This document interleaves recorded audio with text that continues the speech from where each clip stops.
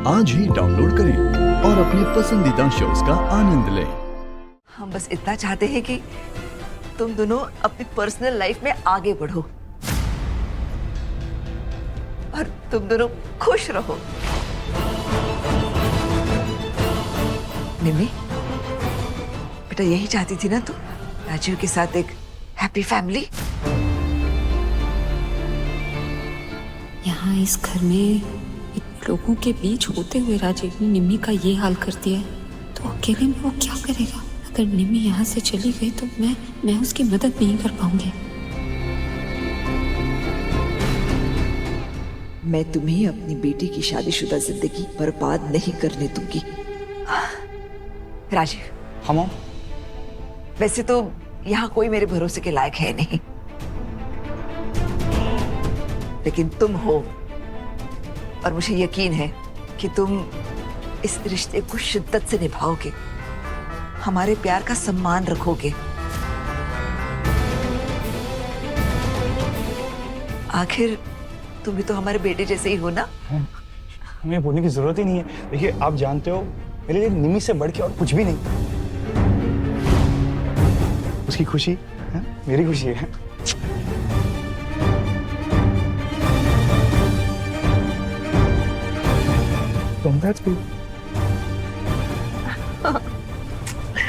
खुश। Thank you so much mom.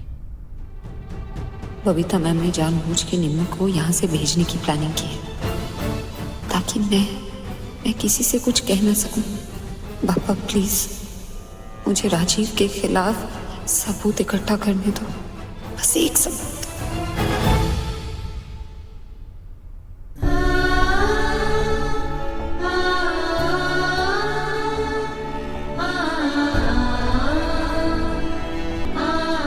निम्मी के इस घर से जाने से पहले बस एक सबूत मिल जाए मुझे राजीव के खिलाफ। क्या करूं? विराट सर से बात करूं, मगर कहूंगी क्या? सबूत भी तो नहीं है मेरे पास। बबीता मैम तो साफ साफ नकार देंगी, और निम्मी, उसमें तो हिम्मत ही नहीं बची है सच बोलने की। राजीव ने उसे बहुत डरा कर रखा है। ये इतने गुस्से में क्यों है? क्या हुआ? आपने निम्मी को यहाँ से भेजने के लिए हाँ कह दिया। तुम्हें कैसे पता? हम एक ही घर में रहते हैं ना। सुन के अच्छा लगा। मैं मजाक के मूड में नहीं हूँ। अरे यार, मॉम की जिद थी। वैसे भी निम्मी और राजीव भी मैरिड कपल है, उनको अपनी स्पेस की जरूरत है, और ये मेरा घर है। तो तुम्हें क्या हो गया इतना? आपको याद है ना किस हालात में निम्मी की शादी हुई थी? हाँ याद है मुझे। तो आप मना कर दीजिए ना, निम्मी नहीं जाएगी इस घर से। तुम भी ना कमाल हो बैंकर, समझ में नहीं आती मुझे। उस दिन मैंने तुम्हें जब पैसे दिए कि तुम खर्चा करो, मैं तुम्हारी रिस्पॉन्सिबिलिटी उठाना चाहता हूँ, तुमने मना कर दिया। और अब देखो, निम्मी पे प्रॉपर भाभी वाला हक जता रही हो तुम। वैसे पूछ सकता हूँ क्यों? वाई बाई को? प्लीज मजाक मत कीजिए। अरे यार, ओके फाइन, सीरियस क्वेश्चन।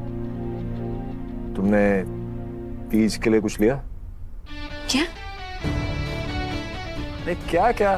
दुनिया की सारी बीवियां ना अपने हस्बैंड के पैसे खर्च रही हैं। उनको मौका चाहिए बस कि किसी तरह अपने पति के पैसे खर्चे, और तुम कुछ खरीद के नहीं लाई। मेरे पास बहुत सारे कपड़े हैं, मैं कुछ भी पहन लूंगी।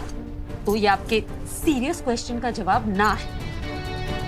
नहीं मुझे कोई नए कपड़े चाहिए, ना ही मुझे अपने पति के पैसे उड़ाने का शौक। वाओ फैब, एक्चुअली मेरे लिए तो बहुत अच्छा है। सही है ना? मेरी बाइकों को पैसे चाहिए नहीं, और अगर पैसे हैं तो उड़ाने ही नहीं।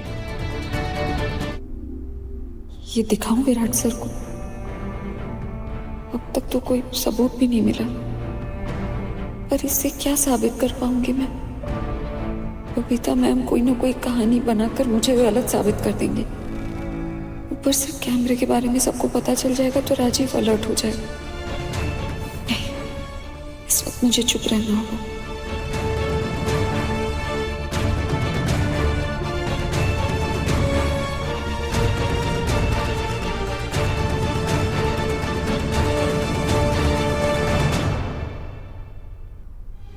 पापा प्लीज मेरी मदद करो।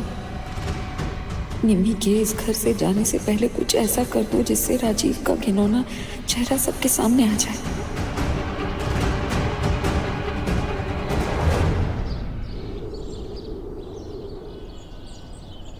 अंजू, हमने ये तो पता कर लिया कि तीज पे मखाने की खीर बनती है, लेकिन बनती कैसे आता है तुम्हें? भाभी मुझे आए या ना आए, इंटरनेट है ना, वहाँ पर सारी रेसिपीज अवेलेबल है। देखो देखो।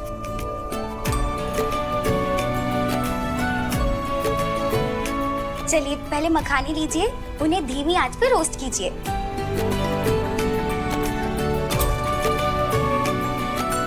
दूध तो उबला हुआ है, मैं एक काम करती हूँ, काजू बादाम काट देती हूँ। नहीं नहीं नहीं नहीं, काटने वाटने का काम तुम मत करो, अभी अभी खाना बनाना सीखा है, हाथ वाथ काट लोगी। ये मखाने पे नजर रखो। हाँ रोस्ट। भाभी यू आर सो स्वीट। आप ना इस मखाने की खीर से भी ज्यादा स्वीट हो। अच्छा। अरे वाह, मखाने की खीर मुझे बहुत पसंद है। क्या बात है अंजू, देखो फिर तो हमने सही तरीका ढूंढा है निमी के स्पेशल दिन को और स्पेशल बनाने के। अंजू, वो दूध फ्रिज पे रखा हूँ। तो निमी तुम ठीक हो ना?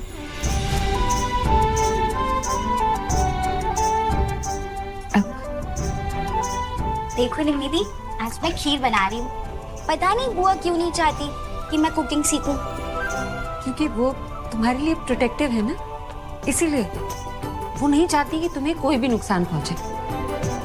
मैं जब छोटी थी ना तो आई भी मुझे हर चीज के लिए रोकती थी, लेकिन जब ऐसा होता था ना तो मैं हमेशा खुद से एक सवाल पूछती थी कि जो मुझे चाहिए क्या उसमें मेरी भलाई है। और जब मुझे लगता था कि मैं सही हूँ तो मैं सोचती थी कि मुझे किसी से बात करनी चाहिए जो मेरी बात को समझे, जो मेरे दोस्त जैसा हो, है ना? और उस वक्त मेरे वो दोस्त मेरे बाबा थे।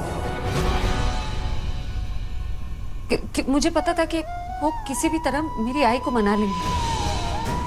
मुझे लगता था कि मेरी आई को गुस्सा आ जाएगा, लेकिन मैं ये भी जानती थी कि वो मान जाएगी। एक बार उसे पता चलेगा ना कि मेरी भलाई किसमें है तो वो मान जाएगी।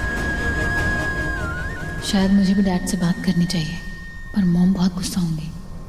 यही तो चाहते हैं माँ बाप, हमारा भला, हमारी खुशी।